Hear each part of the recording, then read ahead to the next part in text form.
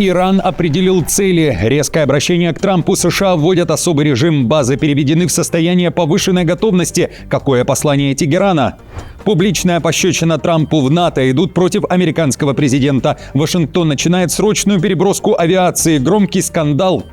Россия готова оказать помощь. Решение Кремля озвучено. Переговоры с Ближним Востоком. Заявление Путина. Удар по Берлину, Риму, территории Украины и Молдовы. Военные бьют тревогу. Иранская ракета способна поразить Европу. Названы цели. Большая сделка. Украинские войска на Ближнем Востоке в обмен на перемирие с Путиным. Обращение Зеленского.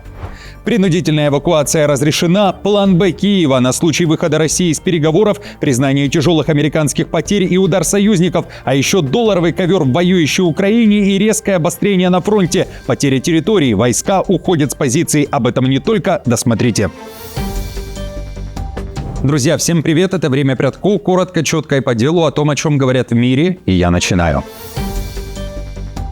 Большая сделка. Перемирие с Россией взамен на боевой опыт. Зеленский сделал громкое предложение. Киев готов отправить на Ближний Восток своих лучших охотников на иранские дроны «Шахед», если Путин согласится хотя бы на месячное перемирие в этой войне. Об этом Зеленский заявил в интервью Bloomberg, акцентировав внимание на том, что об этом прекращении огня могут договориться лидеры Ближнего Востока, потому что у них хорошие отношения с россиянами. И именно они могут попросить о введении режима тишины, пишет издание. Военный опыт Украины Зеленский предлагает экспортировать в страны, которые сами оказались под ударами беспилотников: Объединенные Арабские Эмираты, Катар и Саудовскую Аравию. Далее цитирую. После установления перемирия мы направим наших лучших операторов по перехвату дронов в страны Ближнего Востока, отметил он. По его словам, режим прекращения огня может быть объявлен также на 2 месяца или на 2 недели, чтобы мы могли помочь странам Ближнего Востока защитить гражданское население. Тем временем Путин провел срочные звонки лидерам стран Персидского залива. Пресс-секретарь Кремля Песков подтвердил, Москва в постоянном контакте также с иранским руководством. В разговоре с президентом ОАЭ Путин предложил помощь. Президент ОАЭ особо подчеркнул, что иранские ответные удары напрямую затронули и Эмираты, нанося ущерб стране и создавая угрозу мирным жителям. По его словам, такие удары наносятся несмотря на то, что территория ОАЭ не используется как плацдарм для атак на Иран и поэтому ничем не оправданы. Владимир Путин со своей стороны выразил готовность передать данные сигналы в Тегеран и в целом оказать возможное содействие в целях стабилизации общей обстановки в регионе. Израиль нанес массированный удар. Цахал заявил о масштабной волне ударов по центру иранской столицы. Под огнем оказались штабы внутренней безопасности, Министерства разведки и не только. Израильские ВВС нанесли десятки ударов по структурам, которые, по данным разведки, отвечали за подавление протестов в стране. Параллельно была поражена военная техника, пусковые установки ракет «Земля-Земля», объекты по производству оружия и системы ПВО. США при этом уверяют, готовы бомбить и дальше. Цель – сломать ударный кулак Ирана. Такое заявление сделал министр войны Америки Хексет. Его ключевой тезис в последнем заявлении – «Мы эту войну не начинали, мы ее заканчиваем». Цитирую. «Мы не начинали эту войну, но при президенте Трампе мы ее заканчиваем. Их война против американцев стала нашим возмездием против их аятоллы и его культа смерти. Понадобился 47-й президент, боец, который всегда ставит Америку на первое место, чтобы наконец провести черту после 47 лет иранской агрессии. Именно он напомнил миру, что быть американцем – это нечто несокрушимое. Если вы убиваете американцев, если угрожаете американцам где угодно на земле, мы будем преследовать вас без извинений и без колебаний, и мы вас ликвидируем».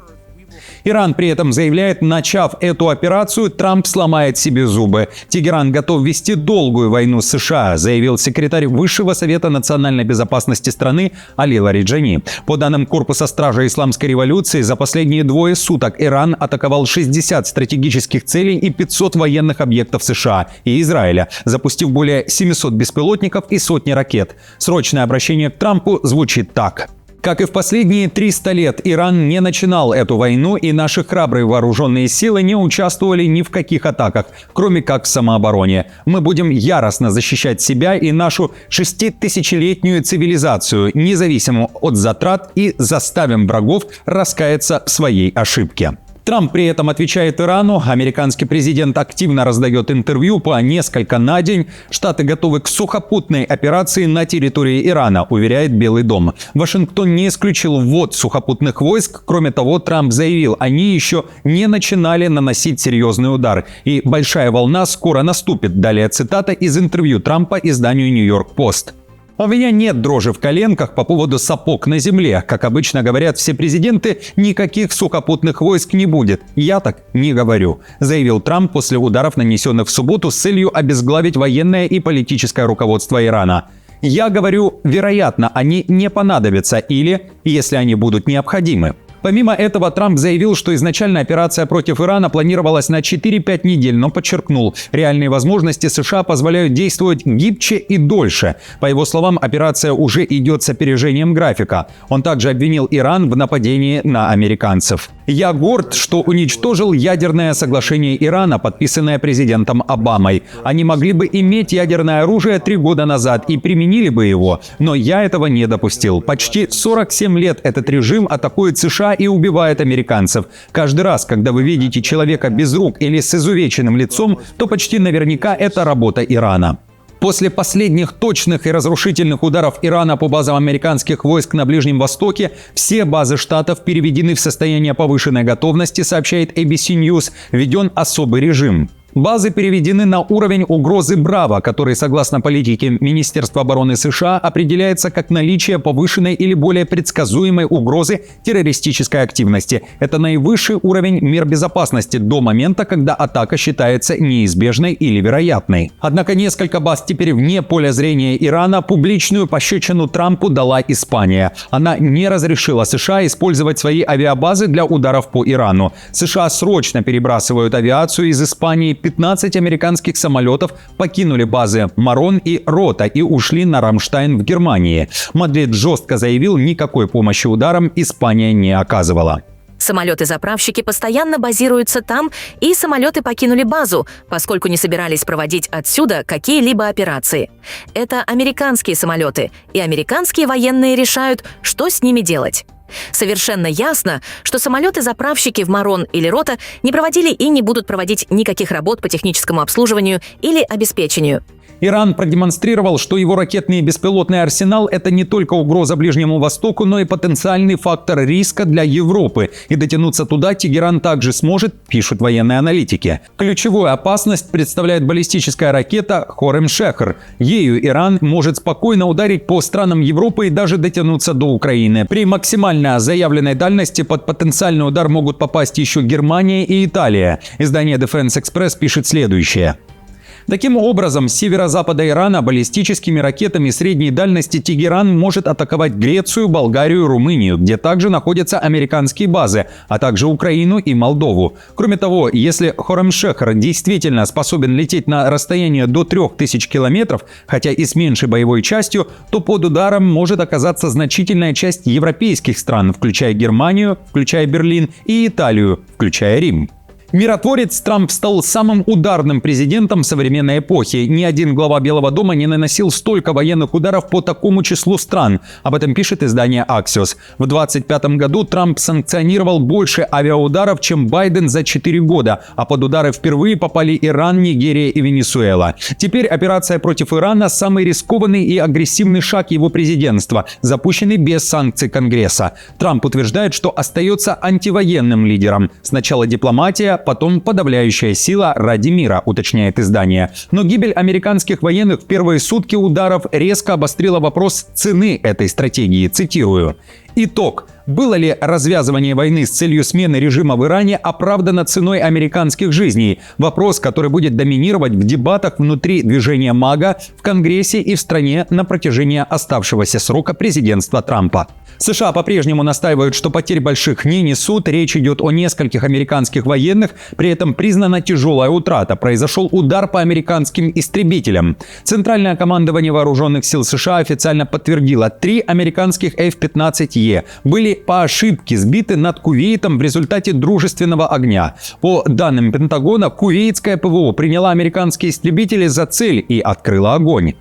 Все 6 членов экипажей катапультировались благополучно, были безопасно подобраны и находятся в стабильном состоянии. Кувейт признал этот инцидент, и мы благодарны за усилия кувейтских сил обороны и их поддержку в этой продолжающейся операции. Причины инцидента расследуются. Дополнительная информация будет обнародована по мере ее поступления.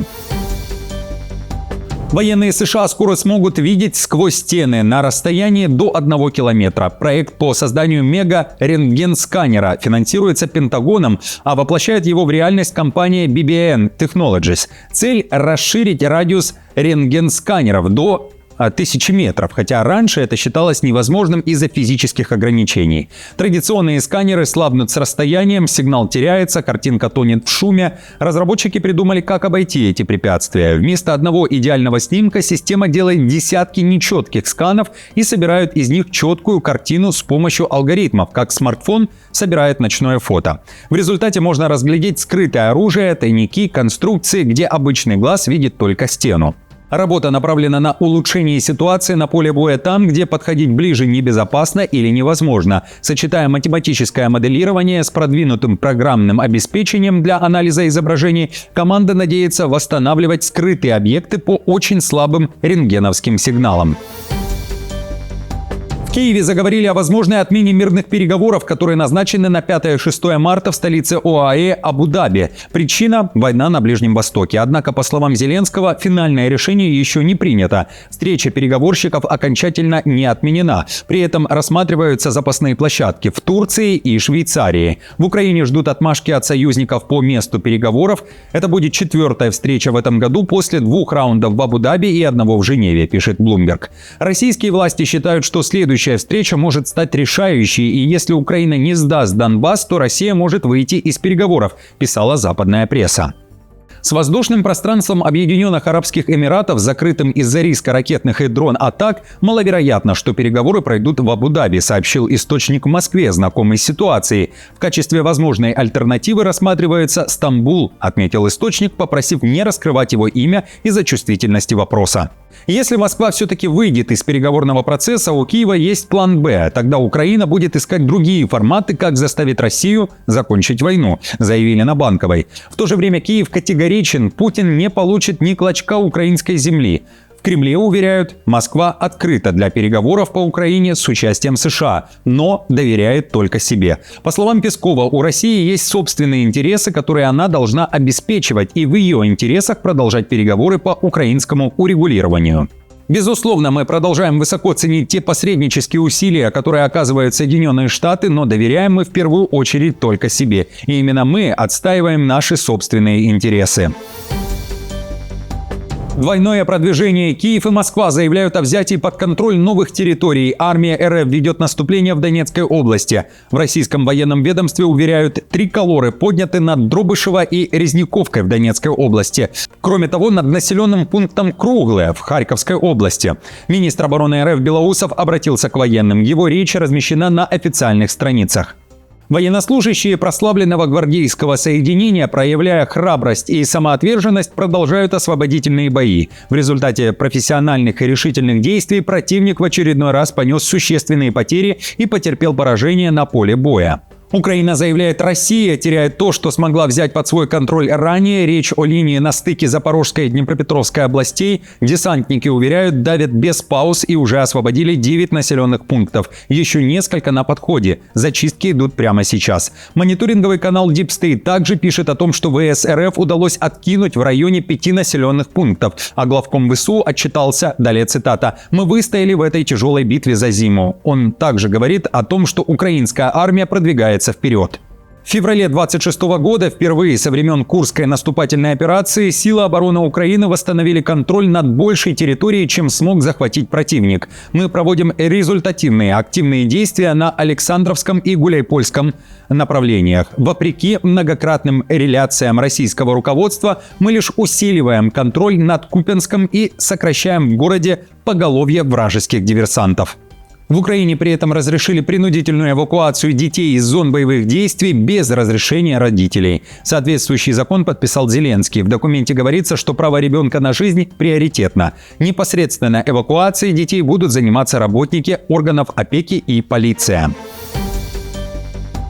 Ударные дроны над Белоруссией в феврале в Гомельскую область, которая граничит с Украиной, залетело минимум 8 российских боевых дронов. Об этом сообщает издание «Флагшток». Некоторые беспилотники, как говорится в статье, через Беларусь летели в сторону Киевской и Житомирской областей. Но в конце февраля жители Гомеля заметили над городом как минимум 5 ударных БПЛА, летящих устрашающе низко. Один из них был сбит белорусскими военными. В то утро очевидцы наблюдали, что за БПЛА следовал военный вертолет. В какой-то момент беспилотник начал падать. Вероятно, с борта вертолета по нему было нанесено огневое поражение из стрелкового оружия. В Беларуси ранее заявляли, что были задействованы войска ПВО для уничтожения воздушных целей, которые нарушили воздушное пространство республики. Однако не уточняли, чьи это были цели.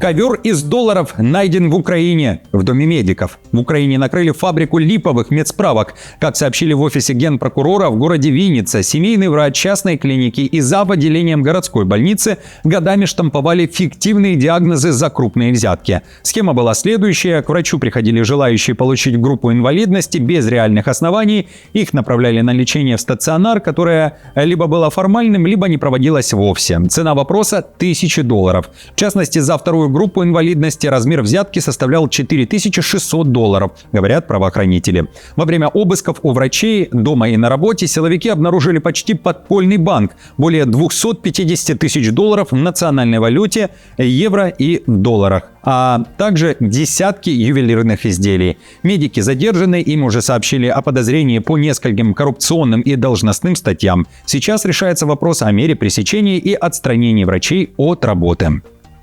Друзья, на этом все. Спасибо вам большое за вашу поддержку, за ваши слова и за то, что иногда пишете критику и поправляете меня. Я желаю вам хорошего дня и до встречи уже завтра.